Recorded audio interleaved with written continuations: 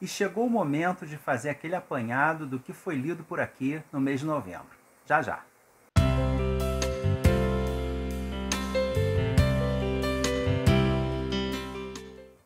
Olá pessoal, eu sou o Carlos, você está no canal Livros e E-Books e nesse vídeo, como eu faço todos os meses, eu dou aquele apanhado geral do que foi lido por aqui no mês anterior.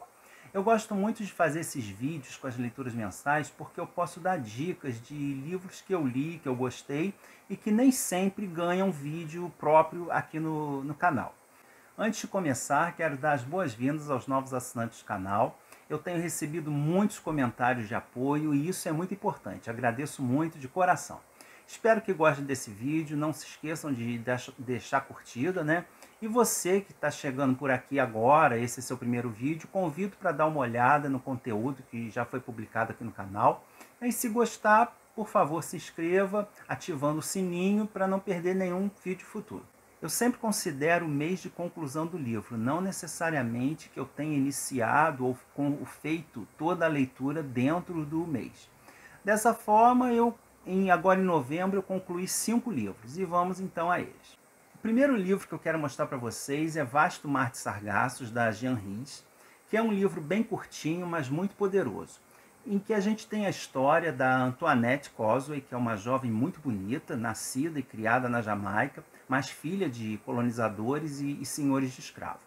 Com o fim da escravidão, os crioulos, que é como eram chamados os descendentes de europeus nascidos na América, eles ficam numa situação bastante difícil, porque eles não são considerados nem europeus e nem locais. Então eles são desprezados por ambas as populações. Para salvar a sua fortuna, a Antoinette é dada em casamento a um jovem inglês, né, bastante influente, mas que não tem fortuna, porque ele não é herdeiro, a fortuna ficou por irmão mais velho. E Antoinette, que é uma jovem muito bonita, muito sensual, tem um comportamento que nem sempre é compreendido pelo seu marido, que ele tenta a todo custo encaixar ela naquele modo de vida bem restrito da mulher vitoriana. E os dois, sem se darem conta disso, acabam se vendo enredados numa situação bastante complicada, que vai terminar de uma forma bastante trágica e com consequências bem fortes lá no romance Jane Eyre, da Charlotte Brontë.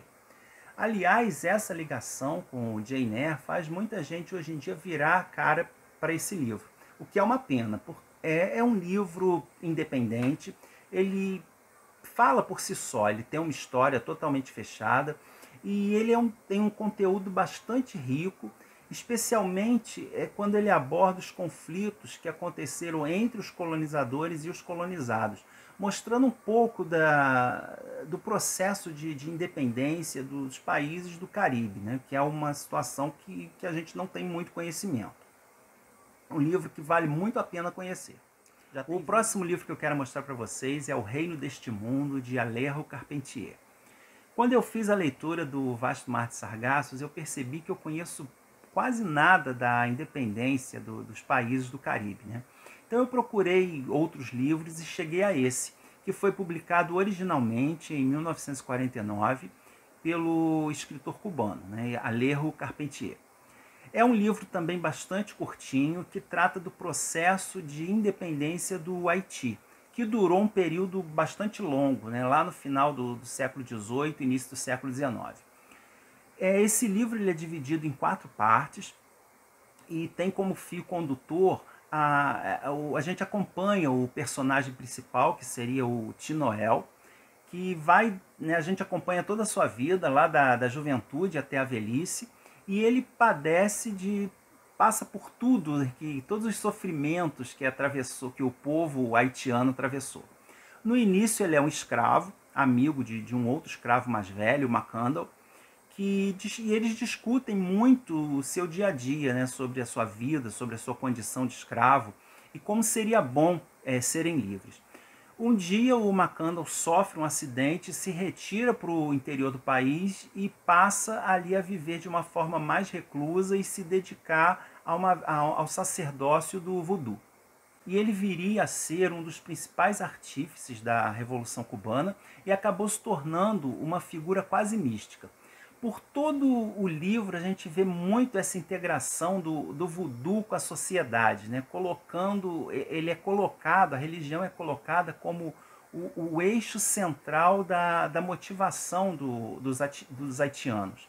Por conta disso, esse livro é considerado um dos primeiros, se não o primeiro, a apresentar o que a gente conhece hoje como realismo fantástico, que aqui no prefácio foi chamado de Real Maravilhoso. O personagem Tinoel acaba passando por várias rebeliões que agitaram o país e culminaram com a tão esperada independência, mas que acabou não tendo um bom fim, porque o que aconteceu depois da independência acabou contribuindo e muito para o estado de miserabilidade, de extrema pobreza que o Haiti vive até hoje. Um livro também que vale muito a pena conhecer.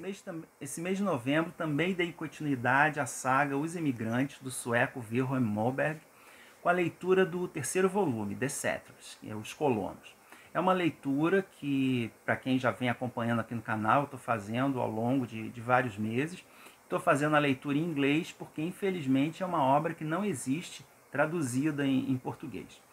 Nesse terceiro volume, que conta dessa saga, né, que conta a história de famílias suecas que emigraram para os Estados Unidos no século XIX, ainda é um país bastante inexplorado, bastante selvagem. E nesse terceiro volume, ele se passa num período de aproximadamente uns 8 anos. A família do Carl Oscar e da Cristina, que são os principais personagens do livro, já cresceu, eles já estão estabelecidos no local. E depois das necessidades mais individuais, né, de construir uma casa, de iniciar uma plantação, de aprender a língua, ter aquele contato inicial com uma terra totalmente nova, a comunidade sueca ali nas imediações, no local onde eles se estabeleceram, começa a crescer com a vinda de várias outras famílias, começa a formar uma pequena comunidade que começa a ter necessidades mais coletivas, como a construção de uma igreja, a construção de uma escola, e a gente vai vendo, acompanhando o crescimento dessa comunidade sueca. Nesse volume também acontece o retorno do Robert, que é o irmão mais novo do Carl Oscar, que tinha seguido para a Califórnia à procura de ouro, e a gente fica sabendo também o que aconteceu com ele, uma história bastante interessante, bastante rica e bem trágica também.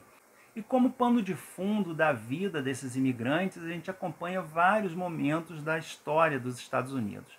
O local onde eles se estabeleceram acaba se tornando o estado do Minnesota, então eles passam a ser cidadãos americanos, inclusive com direito de votar.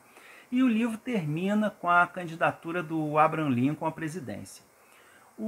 Essa história, o relato desse livro, ele é muito emocionante, a gente fica bem conectado com os personagens.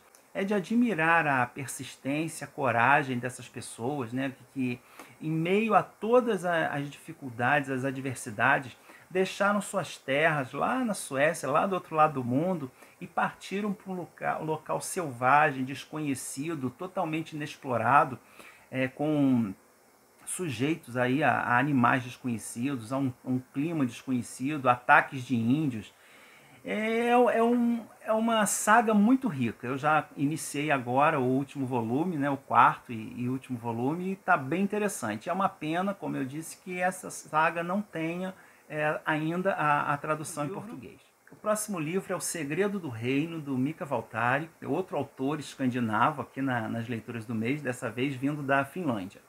Foi uma leitura coletiva com a minha esposa, e lá em setembro nós lemos O Romano, do mesmo autor, e ficamos sabendo que existia esse livro, que é anterior àquele. São duas obras independentes, mas estão bem ligadas, porque o personagem principal de O Romano é pai do personagem principal daqui, que é o Marco Maniliano. Ele é um jovem romano de boa família, e ele passa um tempo estudando em Alexandria, que na época era a grande capital cultural, né, do mundo antigo. E lá ele trava conhecimento com vários escritos antigos de vários povos, E em todos eles mencionam grandes acontecimentos, uma profecia que iria se cumprir por volta daquela época em Jerusalém. Ele fica muito curioso com aquilo e parte para lá.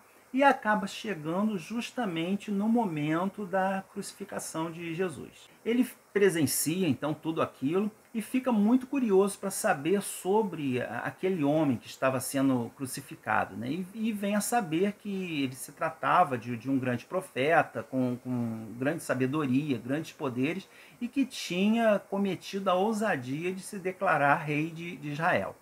Ele acha toda aquela história muito estranha, muito improvável, fica intrigado com a história e dá início a uma grande peregrinação por todo o país, né, por todo Israel, procurando as pessoas que tiveram contato com Jesus.